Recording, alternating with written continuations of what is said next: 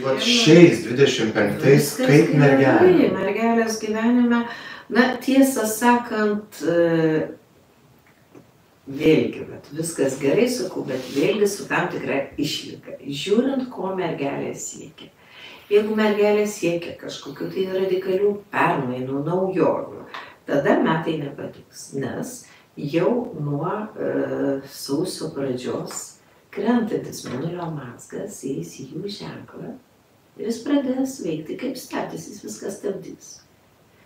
Ir seksis tik tie dalykai, kurie susiję su praeitim. Galbūt aš noriu atnaujinti seną veiklą.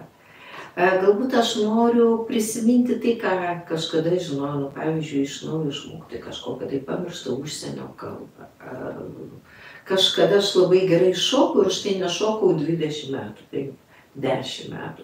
Ir aš vėl pradedu lankyti šokio kursus. Kažkokių senų dalykų atnaujinimų, taip, viskas gerai.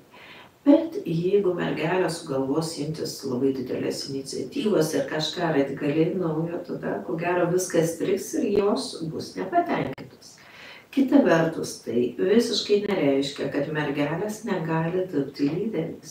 Aš žinau ne vieną pavyzdį, kai prezidentinius rinkimus yra laimėję asmenys, kai ant jų saulės būdavo krentantis mėnulio mazgas.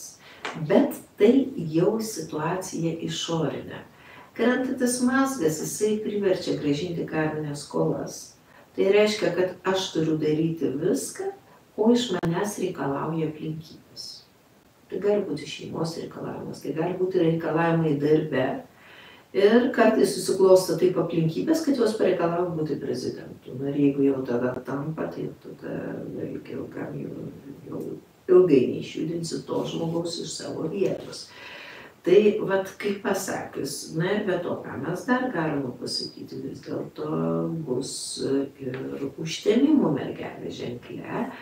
Ir štai kovo 14, tai jau minėjome, kad tai bus užtemimas mėnulio mergelė ženkle. Ir taip pat rugsėjo 21 jau paskutinėme mergelės laipsnė bus saulės užtemimas. Tai tos mergelės, kurių gimtadienį arti šių metų be abejo turi svarbius metus, kurie nulems tolimesnį gyvenimo eigą 9 ar netgi 18 metų. Bet kažkas labai tragiško ar dramatiško ar dar, na ne. Tiesiog krentantis mazgas šiek tiek apribos jūsų norus, jūsų laisvę, bet mergelės toks ženklas, kurios moka prisitaikyti prie keliamų reikalavimų ir rasti išeitį net turėdamos minimalų instrumentų kiekį.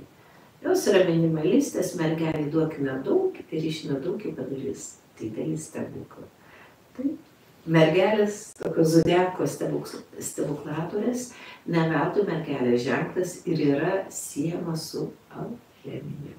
Tai mano alchemija jau padės. Na, o užbaigiant turbūt belieka priminti, kad Palmyros astrologinį kalendorių su visais astrologiniais aspektais, bendrosiomis apžvalgomis kiekvienam zodiako ženklui kiekvieną mėnesį, mėnulio ir saulės parų kilimo ir leidimasi laikais, mėnulio paromis, saulės paromis ir jų detaliais aprašymais, su klasikiniais ir legendiniais Palmyros sudėliojimais, labai detaliai ženkliukais kiekvienai dienai, kurių žali reiškia palankės gyvenimo sferas, o raudoni reikštų lyg tas sferas, į kurias nereikia kišti uodegos tą vieną arba kitą dieną, ar ne, su runų ženklais kaip talismanais ir amuletais, galite rasti mūsų interneto parduotuvėje, tai yra smelslikeспells.com. Tik nepamirškite pakeisti kalbos į lietuvių, kad rastumėte kalendorių, nes kalendorius yra leidžiamas tik lietuvių kalba. Pristatymas galimas tiesa visame pasaulyje, tai drąsiai galite užsisakinėti, tik užsisakykite lietuviškoje svetainės versijoje. Taip pat rasite ir didžiuosiuose Pegaso knygynuose, ir didžiuosiuose Vagos knygynuose, knygos LT, tiesa ir patogu pirkti svetainėje.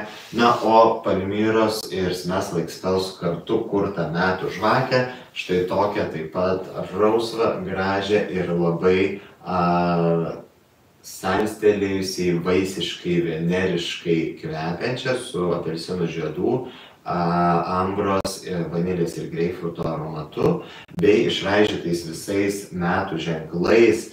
Tai yra zoroastrietiškoji lūšis ir runos Kenaz ir Lagus, Veneros simbolis, kinų metų ar neateinančių gyvatę.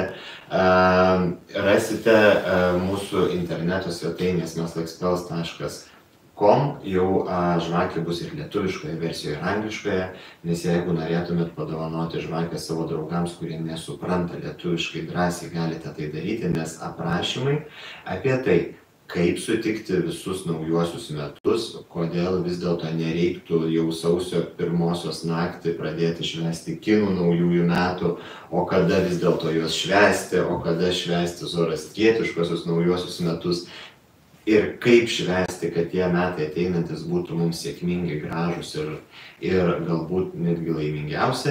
Rasite dėžutėje visą tą ilgą aprašymą, netgi 4 lapų. Todėl suskubkite užsukti pas mus į svetainę, suskubkite užsukti į knygynus, nes kiekvieno iš šitų maginių įrankių kiekis ribotas, tai yra limituoto leidimo produktai. Ir iš praktikos žinome, kad jau artėjant didžiosiomis šventėmis paprastai jie atsiduria pas kažką dovanų krepšeliuose, o kai kas lieka šiek tiek galbūt ir nusiminęs. Ačiū Palmyra dar kartą, ačiū Jums, kad žiūrėjote, nepamirškit galbūt pasidalinti paskutinį kartą įrašų su draugais, galbūt kažkam jis bus irgi įdomus. Visada.